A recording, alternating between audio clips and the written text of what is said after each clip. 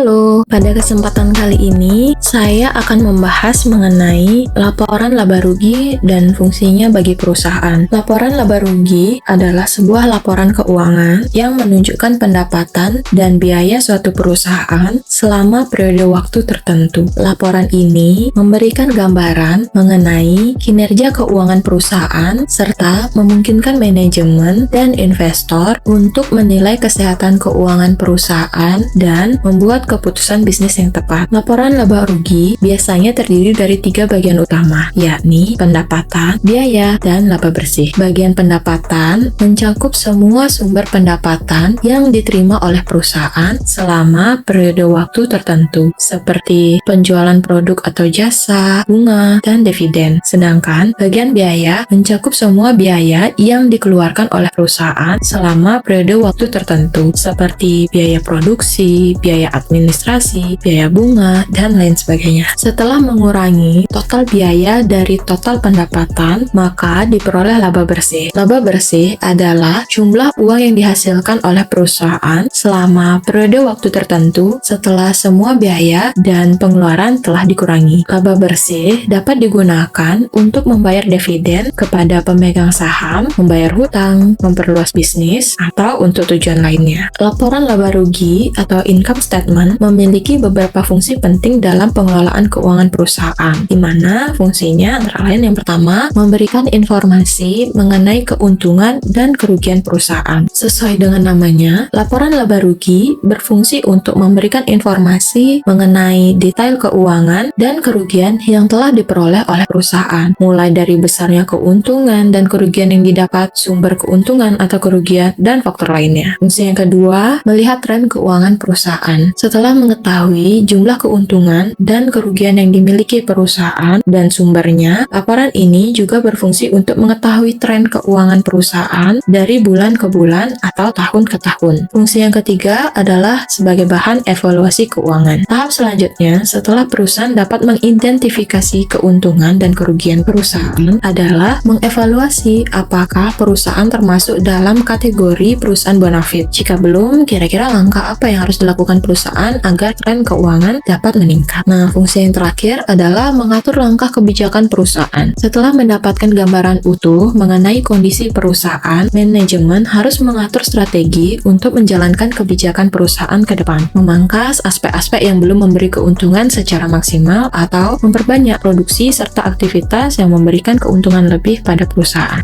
Nah, itu dia tadi pengertian dari laporan laba rugi dan fungsinya bagi perusahaan. Semoga informasi tadi bisa bermanfaat bagi kamu.